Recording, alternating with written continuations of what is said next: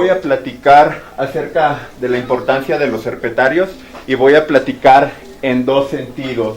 Uno, la importancia que tienen estos lugares para el estudio de los venenos, y les voy a platicar a detalle y con algunos ejemplos de por qué es importante contar con estos animales. Y la segunda es platicarles la importancia del herpetario que tenemos nosotros dentro del Instituto de Biotecnología. Y también vengo a presumirles el logo que estamos estrenando, que justamente ayer fue, antier inauguramos formalmente nuestro herpetario. Teníamos un herpetario, no teníamos las condiciones adecuadas durante muchos años, y por fin nos otorgaron un espacio físico bonito, no muy grande, pero sí para poder atender los animales con mayor espacio. Y bueno, a pesar de que ya llevamos varios años con este herpetario, no teníamos una identidad, no teníamos un nombre, y bueno, actualmente se llama Cantil, Herpetario IBT UNAM, que viene siendo legalmente un sinónimo del que Edli les platicó. Es decir, nuestra colección dentro del Instituto de Biotecnología incluye tanto tarántulas como reptiles. La otra cosa dentro del herpetario que hacemos, pues es gran parte hacer divulgación acerca de la importancia de estos animales. Entonces, antes de comenzar, pues sí me gustaría platicarles un poquito, porque igual no todos estamos familiarizados, que un herpetario pues es una instalación destinada al mantenimiento de anfibios y reptiles, y a estos de anfibios y reptiles le llamamos herpetofauna. Estos herpetarios pueden ser por públicos o por empresas privadas o por gente que gusta tener estos animales. Algunos ejemplos de ellos, pues hay algunos herpetarios dentro de zoológicos, universidades, parques, empresas privadas que mantienen estos animales. Cada uno de ellos los tiene con objetivos distintos. Yo creo que la mayoría de los herpetarios que están legalmente en México, pues buscan en gran medida la divulgación, ya sea directa o indirecta, importancia de estos animales. Los objetivos pues son reproducir, cuidar, exhibir, y en el caso de nosotros el más importante es la obtención de veneno. Esta es una colección que está en Francia. La empresa se llama Latoxan, tiene un herpetario enorme y básicamente se dedican a producir veneno para venderlo. Hasta hace algunos años el estudio de los venenos se realizaba por este medio. Yo, como universidad, me conviene que el investigador o el alumno compre los venenos, porque implica no meterme en problemas legales si ellos son mordidos por un animal. En los últimos años se comenzó a estudiar que muchas de las especies que tienen distribuciones muy amplias pueden tener variación del veneno. Es decir, si la misma especie está en el norte y en el sur, puede existir la posibilidad de que esa especie en el norte tenga un cierto componente de veneno y en el sur tenga otra. Y las cosas se ponen un poquito más complicadas. También puede variar el veneno si son crías, juveniles o adultos. Entonces, todo eso, cuando se empezaron a dar cuenta la gente que los venenos eran muy cambiantes, empezaron a decir, pues vamos a tener nosotros nuestros propios herpetarios, nuestro propio sitio, que fue lo que pasó con nosotros, porque si yo le compro veneno a la Toxan no sabe, o muchas de las veces ya estos animales vienen de cautiverio, entonces la Toxan puede decir que te vende veneno de tal especie, pero no saben la localidad, no saben la procedencia. Y eso es bien importante para hacer investigación, porque el veneno que utilizamos nosotros, mucho de ello va dirigido a la producción de antivenenos.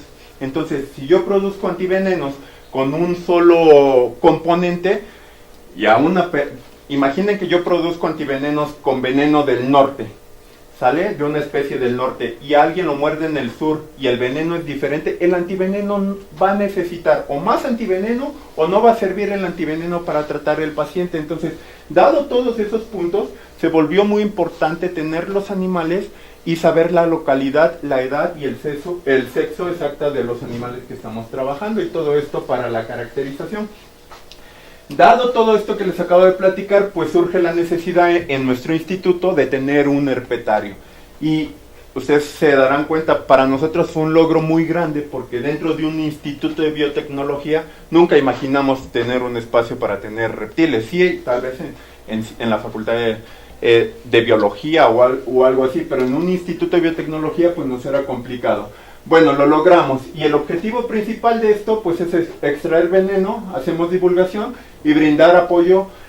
Ya que tenemos los animales, sabemos la localidad y demás, hay mucha gente que está trabajando con otras cosas, taxonomía, comportamiento, alimentación y otras muchas cosas. Por lo tanto, todos los animales que están dentro de nuestra colección están abiertos a la gente que desee utilizarlos. Obviamente siempre hay un pequeño filtro, si el estudio tiene sentido y va a apoyar y no va a molestar mucho a los animales, pues se les presta lo que requieran. Esta es la nueva instalación del herpetario que tenemos. Nuestro herpetario actualmente está diseñado para que todo el tiempo haya terrarios exhibidos, es decir, que la gente pueda llegar todo el tiempo al instituto y se pueda dar un recorrido por un pequeño pasillo y vea a los animales a través de un vidrio. Tenemos un área donde vamos a hacer extracción de veneno. Nosotros de por sí en el laboratorio hacemos extracción de veneno cada mes a algunos ejemplares. Entonces la idea es que nosotros podamos trabajar dentro de ese cuarto, haya unos vidrios donde la gente pueda estar viendo por fuera la labor que hacemos con la extracción del veneno. Entonces eso para un niño es algo importante. De verdad, cuando uno ve las caras de los niños, hay muchos niños que de momento pues empiezan a inclinar o les empieza a llamar la atención, o podemos quitar algunos mitos que ellos tenían. Por otro lado, tenemos un espacio muy pequeño donde se hace divulgación con videos, de tal manera que si no estamos por alguna razón, la gente llega, puede prender la televisión y vea algunos cortos que son muy pequeños, pero muy informativos acerca de la labor que hacemos dentro del instituto. Por favor. Ahora, tener un herpetario con animales venenosos involucra muchas cosas que muchas de las veces no lo alcanzamos a ver, y mucha gente quiere tener animales venenosos, o muchas universidades, pero no se dan cuenta de todo lo que tenemos que tomar en cuenta. Y una de las cosas más importantes, y obviamente por el área en la que estoy yo, es tener una colección con animales venenosos. Antes de tenerla necesitamos tener antivenenos, y si no tenemos los antivenenos, pues entonces no tenemos animales venenosos. Muchos de los animales que llegan al país, que no son del país, llegan sin antivenenos. Es más, yo diría que casi todos. Entonces, si vamos a meter animales al país, que vengan esos animales con sus antivenenos, porque cuando se llega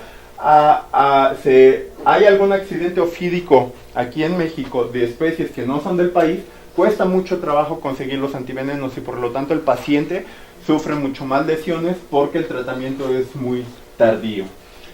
La segunda es tener gente capacitada en el manejo de los animales. Siempre hemos dicho que cualquier persona puede mover una cascabel. El objetivo de moverla, pues es ahí donde entramos o tratamos de concientizar a la gente, ¿no? En el laboratorio nosotros no tocamos a las serpientes a menos que se vaya a hacer extracción de veneno o se le vaya a hacer alguna curación, y hasta cuando se les van a hacer algunas curaciones tratamos de evitar todo lo que más se pueda. Y la tercera y muy importante es, uno puede tener gente capacitada en el manejo de los animales, pero también tiene que estar capacitada en caso de un envenenamiento, porque la mayoría de la gente que trabaja con animales venenosos, pues la pregunta no es ya te mordió, sino en algún momento puede pasar o te va a morder. Y eso es porque con un mínimo error pues uno puede ser envenenado por uno de estos animales. Entonces, todos los estudiantes que están dentro del instituto, que están con nosotros en el herpetario, reciben primero un curso de capacitación del accidente ofídico. Normalmente lo toman aquí con Guillermo Gil, y este incluye un curso de primeros auxilios y en un segundo curso un curso del accidente ofídico, es decir, qué hay que hacer, o por lo menos que los chavos sepan qué no hacer en caso de que nos muerda una serpiente venenosa.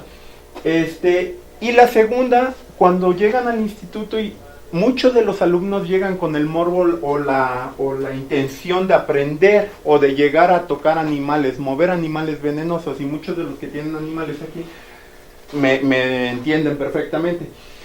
nosotros siempre ponemos pequeños filtros, ¿no? De gente que solo llega con el fin de tocar animales.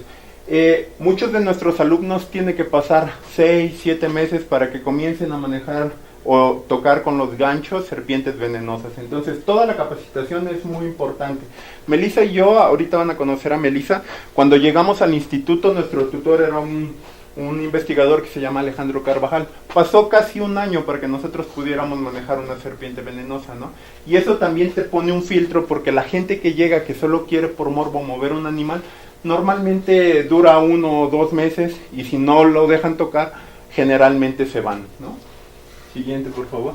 Entonces, vean, aparte de los antivenenos, pues uno necesita tener las herramientas y saber utilizarlas. Estos son ganchos, estos son botiquín que están diseñados para tratar un accidente ofídico en el momento. Aquí vamos a ordeñar unas serpientes africanas. Tenemos muchos antivenenos porque una serpiente de esas puede inyectar mucho veneno y generalmente se necesitan más de 10 viales para tratar el envenenamiento. Hacemos colaboración con mucha gente. Ahorita les voy a platicar por qué. Aquí es un colaborador que íbamos a trabajar con mambas. Las mambas son unas serpientes muy rápidas, el veneno es muy peligroso porque se absorbe muy rápido. Y con él tenemos la fortuna de que los animales casi nunca los sacamos con ganchos. Tenemos una serie de truquitos para no tocar a las serpientes con los ganchos, con las manos, y generalmente de un terrario pasa una esclusa y de una esclusa pasa el tubo, y nunca tuvimos que estar jugando con los ganchos, ¿no? Tratando de agarrar el animal. Esta es gente del herpetario, son alumnos de nosotros que también reciben una capacitación para poder procesar el veneno que sacamos. Ahorita les voy a mostrar con algunas fotografías, pero no solo es agarrar el animal, sacar el veneno, sino saber todo lo que hay después de obtener el veneno para no echar a perder estas moléculas que son muy importantes para nosotros, ¿no? Y también damos una clase, en este año no la dimos, pero damos una clase entre Melissa y yo en la Facultad de Biología de la UAM que tiene que ver con herpetofauna venenosa. Y ahí a los chicos nos encanta este curso porque los tenemos 6 meses y los trabajamos todo el tiempo, y terminamos haciendo una práctica de manejo de serpientes no venenosas, ¿no? Siguiente, por favor. Esta es la labor que hacemos en el herpetario. Básicamente, el objetivo de nosotros es obtener el veneno de serpientes que conozcamos las localidades, el sexo y la edad, si es que se puede. Y con este veneno hacemos 2 cosas. Una, estamos generando un banco de antivenenos en México, en el instituto. Y la segunda es que muchos de estos venenos son utilizados para generar antivenenos y para estudiar qué potencial o qué pueden ocasionar en seres humanos. Siguiente, por favor.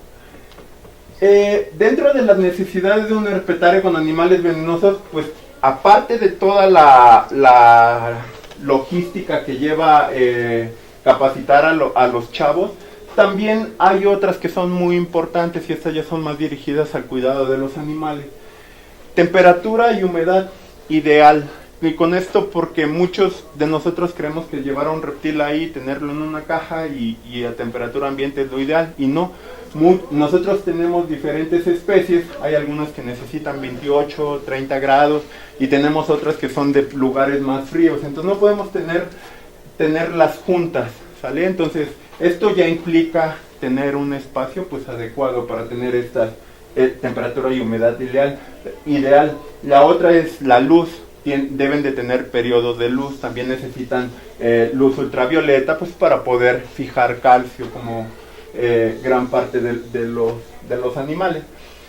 Cuando se enferman, nosotros somos biólogos y muchos de nosotros biólogos tratamos de jugarle al veterinario, y no es así, ¿no? Entonces también necesitamos tener un veterinario que esté todo el tiempo en contacto con nosotros, porque los reptiles son muy difíciles de ver. No es como un perro. Cuando un perro está enfermo te das cuenta porque el comportamiento es muy obvio, que no quiere jugar, que no quiere caminar, bla bla. En una serpiente pues verle la carita triste es complicado, ¿no? Generalmente no hacen expresiones. Entonces, por lo tanto, también es conocer sobre la biología de los animales. Y una cosa bien importante es que si tenemos un herpetario, y Mónica nos podría decir muy bien, es invertirle muchísimo tiempo. De repente uno va al instituto, quiere salirte temprano y el animal o ya defecó, ya tiró su agua o está enfermo y ya no pudiste salir. Entonces necesitamos tiempo y mucho tiempo dentro de el cuidado de los animales. Melissa y yo no trabajamos en el instituto, somos estudiantes de doctorado. Entonces somos estudiantes y aparte tenemos la responsabilidad del herpetario, que lo hacemos con mucho gusto, pero muchas de las veces el herpetario nos absorbe el 50-60% del tiempo que estamos dentro del laboratorio, ¿no? Gran parte de lo que hacemos con el banco de antivenenos es colaboraciones. Y aquí les muestro el espacio. Este es un herpetario de un amigo que se llama Javier Ortiz. Este herpetario está en Mérida. Y bueno, solo para mostrarles pues que se necesita mucho espacio, tener los animales en... los cines de él son de exhibición, entonces por lo tanto los terrarios en los cuales los tienes pues son terrarios grandes. Tenemos otro amigo de aquí de Ciudad de México, su colección se llama Deval, y él tiene por otros objetivos la colección, entonces como pueden ver él tiene sus animales en cajas de plástico. Todos ellos cuentan con sus antivenenos. Y bueno, insisto, hay mucha logística atrás de tener un animal dentro de una caja o de un terrario. Y ahora, pues, ¿qué tienen que ver los herpetarios con el estudio de los venenos? A nosotros nos facilita la vida que haya muchas colecciones en todo el país, que todas estén legalmente, y les voy a platicar la sencilla razón con algunos ejemplos. Para caracterizar el veneno de una serpiente o para mejorar los antivenenos en México necesitamos, primero, animales bien identificados. Con la mayoría de los vipéridos no hay problema, tenemos gente muy capaz en el país que nos echa mucho la mano con la taxonomía. Nosotros no somos taxónomos, entonces siempre pedimos ayuda con la identificación. La segunda, y que ya les había platicado porque hay especies que tienen distribuciones muy grandes, es la localidad exacta o por lo menos el municipio de donde provienen los animales. Y hay especies, ahorita les voy a mostrar algunos resultados increíbles donde la toxicidad es 100 veces mayor en una población que en otra, siendo la misma especie. La edad, si podemos saber la edad, buen estado físico del animal. Si el animal no está en buen estado físico, el veneno sí puede cambiar muchísimo, porque gran parte del veneno, o el 90% son proteínas, y por lo tanto si el animal está mal o está enfermo, pues no va a producir el veneno como debe. Si se puede saber el sexo es importante, y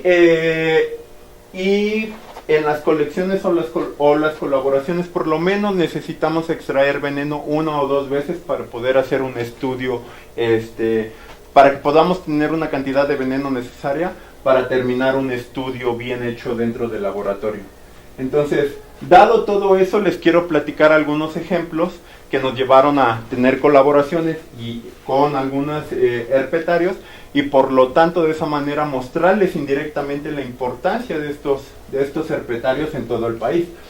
Miren, en México se hacen los antivenenos con 2 especies, una cascabel y una nauyaca.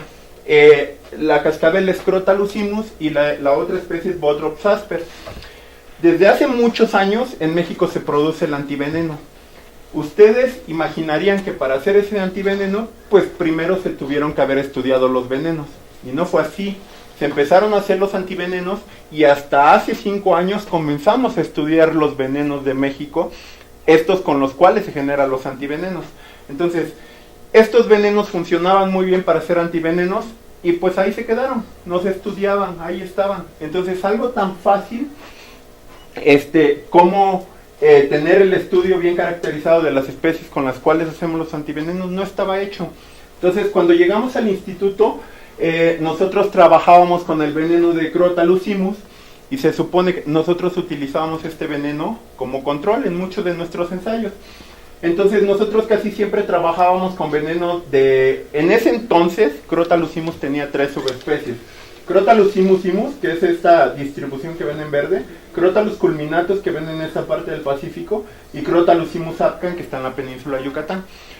La empresa que hacía los antivenenos no le importaba porque legalmente todo era simus y se creía que el veneno era muy parecido al de las subespecies. Por lo tanto, la empresa compraba el veneno para generar los antivenenos y no importaba si era de aquí o de aquí o de aquí, era Crotalus simus. Entonces, cuando comenzamos a estudiar el veneno de esta parte, en algún momento se nos terminó y nos hicimos veneno de estos animales de la parte de Veracruz y nos dimos cuenta que eran venenos completamente distintos. Entonces, lo que nos llevó a preguntarnos si el antiveneno era igual de bueno, el antiveneno que se hacía en ese entonces era igual de bueno para estas que para estas, y nos dimos cuenta de que no, que había mucha variación. Por lo tanto, pues eso repercutía directamente en los pacientes. Entonces, la anterior, por favor, se me olvidó eso. Entonces, si nosotros queríamos hacer un estudio de qué tanto variaban los venenos a lo largo de su distribución, nosotros ingenuamente comenzamos a ir a campo y tratamos de colectar. Llevábamos un año y llevábamos muy poquitas especies, porque a veces íbamos al campo una semana y nos salía una o dos serpientes. Entonces, cuando vimos que pasó eso, pues empezamos a contactar mucha gente dentro de colecciones, siguiente, y solo algunos de los que nos ayudaron, muchos tienen esta especie en cautiverio. El problema es que la mayoría de ellos no conocían la localidad de donde provenían estos animales. Entonces, nosotros teníamos una cantidad de datos del complejo Simus. A final de cuentas trabajamos con estos colaboradores porque ellos sí tenían muy bien registrados los sitios de colecta. Y aprovecho pues para mencionar y dar las gracias. Estos son parte de los colaboradores. Siguiente. Y entonces obtuvimos veneno de prácticamente donde vivieron el mapita, cada uno de los puntitos son muestras de veneno que obtuvimos de los animales. Entonces pudimos hacer un estudio adecuado y en resumen esto es lo que obtuvimos. Nosotros obtuvimos la composición de los venenos de cada una de las subespecies, Crotalus simus, Crotalus culminatus y Crotalus sapcan. En ese entonces en Costa Rica ya habían hecho un estudio y habían visto que el veneno de las crías era muy diferente al veneno de los adultos. Entonces nosotros dijimos, pues vamos a ver. Nosotros iniciamos el estudio con puros adultos y actualmente este artículo salió en este año. Pudimos ya trabajar con crías y adultos y básicamente lo que les voy a resumir aquí es que los venenos son bien distintos entre cada uno de ellos. Por ejemplo, vean, todo está en código de colores. Son unas proteínas que ocasionan hemorragias muy graves en los pacientes. Vean, esta es Sapcan cría, este es Sapcan adulto. Pueden darse cuenta que en el veneno de los adultos este porcentaje es pequeñito. Es decir, si a una persona lo muerde esta serpiente en adulto, el daño de hemorragia va a ser mucho menor que si lo muerde una cría, que tiene muchísima cantidad de estas proteínas. Ese es un ejemplo. Y la otra más importante que encontramos es que dentro de estas especies tienen un componente neurotóxico. Durante muchos años en México se creyó que los venenos neurotóxicos eran de corales o coralillos. Y a pesar de que ya había biféridos registrados con componentes neurotóxicos, en México no se sabía. O por lo menos si se tenía idea no estaba comprobado. Entonces, aquí hicimos el primer registro en México de un componente neurotóxico que se llama crotoxina, y este es bien importante. Les voy a poner un ejemplo. Si los muerde esta especie que tiene ese componente neurotóxico, la cantidad de veneno que inyecta comparado con un coral puede ser 10 o 20 veces mayor. Y por lo tanto, si el paciente no se trata de manera rápida, ese componente lo que hace es evitar que haya contracción muscular. Y uno de los músculos afectados es el diafragma. Y por lo tanto, si el diafragma no puede hacer su función, el paciente puede morir de un paro respiratorio. Siempre nos preguntan, si me muerde una serpiente, ¿cuánto tiempo tengo? Generalmente, la ventana de tiempo para llegar al hospital es grande, es decir, el paciente no se va a morir inmediatamente con las especies mexicanas. Pero, si este componente está presente, la ventana de tiempo es mucho más corta, puede ir de 4 a 5 a 10 horas. El paciente sí puede llegar a morir si no se trata inmediatamente, porque este componente es muy peligroso. En resumen, esto sirvió para mejorar los antivenenos en México. ¿Por qué? Porque estos que tienen el componente neurotóxico ahora son incluidos para generar el antiveneno en México. Estos también son incluidos y estos también son incluidos. Entonces, por lo tanto, ahora se hace un pool de estos tres y los antivenenos tienen mayor cobertura contra otras proteínas. Entonces, aquí es un claro ejemplo de que las colecciones jugaron un papel, los herpetarios jugaron un papel muy importante para que nosotros pudiéramos hacer este estudio. Nosotros éramos muy felices describiendo proteínas y las empresas también fueron muy felices porque utilizan esta información para mejorar sus antivenenos, ¿no? Otro ejemplo es de una estudiante mía que realizó el veneno con una serpiente del género Atropoides. Esta especie se distribuye prácticamente en Veracruz. Quiero ver el tiempo, 25, en Veracruz. Y lo que habíamos notado un poquito en esta especie es que el veneno de las crías y de los adultos era diferente, generaba daños diferentes cuando inyectábamos ratoncitos.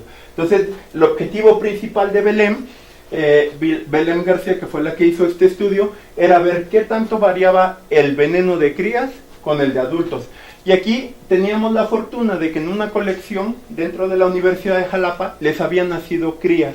Entonces teníamos el modelo ideal porque teníamos a los adultos padres y a las crías hijas. Por lo tanto no había variación genética tan importante ahí que pudiera jugar un papel en el cambio de los venenos. Y luego tuvimos la fortuna de encontrar otra familia así muy parecida de los papás y las crías de otra población, por lo tanto enriquecía mucho nuestro trabajo. ¿Siguiente? Ahora, teníamos un grave problema. El género Atropoides, hay claves taxonómicas, es decir, hay un papelito que te dice cuántas camas y te va a decir qué especie es. Cuando nosotros comenzamos a trabajar con ellas, aquí no se ve bien, pero todas estas es la misma especie, pero tiene coloraciones y patrones muy diferentes. Y las claves taxonómicas que están hechas por un herpetólogo que se llama Campbell, incluye contar escamitas del frente del hocico, están aquí. Nosotros cuando empezamos a hacer eso, nos dimos cuenta de que había mucha variación. Algunas sí la tenían, algunas no la tenían. Entonces nos empezó a llamar la atención y le escribimos: oye Campbell, no sabemos si estamos encontrando otras especies o subespecies o qué onda. Y nos dijo: ese estudio yo lo hice con muy poquitos ejemplares, creo que fueron menos de 10 ejemplares. Entonces su clave taxonómica no incluye toda la variación que hay a lo largo de su distribución. Por lo tanto, aquí las colecciones jugaron un papel muy importante porque nosotros solo trabajamos con animales en los cuales por distribución eran Crotalus numifer, y después lo verificamos con, afortunadamente el veneno no tiene variación en cuanto a la geografía, y eso nos ayudó muchísimo a poder hacer el estudio. Entonces, estas son las colecciones y las universidades que nos ayudaron para poder obtener veneno. Obtuvimos un total de 11 muestras de crías, 3 de juveniles y 13 de adultos. Y básicamente lo que encontró Belém es que el veneno es muy diferente cuando son crías que cuando son juveniles y que cuando son adultos. Cuando son crías, el veneno, vean, esta es la letalidad, la potencia letal. Entre más grande sea el número, quiere decir que el veneno es menos potente para matar un ratón. Entre el número sea más pequeño, quiere decir que es más potente para matar al ratón. Vean la diferencia, los juveniles uno tiene que inyectarles 95 microgramos, mientras que las crías 175 y los adultos 129. Esto es importante porque la cantidad de veneno que puedan inyectarnos, pues va a ser más peligroso el veneno de juveniles que el veneno de adultos o que el veneno de crías. Y así hicimos muchas actividades para caracterizar el veneno. Hacíamos ver qué tan potente es el veneno para generar hemorragia, para generar edema. Y bueno, básicamente lo que encontró Belém es que los juveniles tienen como, todo lo que está en amarillo es que tienen mayor capacidad para generar, por ejemplo, actividad procoagulante, edematizante, hemorragia y bla, bla, bla. Esto nos sirvió para poder caracterizar y tener un modelo bonito en el cual demostramos que sí hay variación del veneno en cuando depende la edad del organismo. Esto también es muy importante porque para la generación de antivenenos, pues uno ya se tiene que preguntar si utilizas veneno de crías, de juveniles o de adultos, o una mezcla de todos ellos.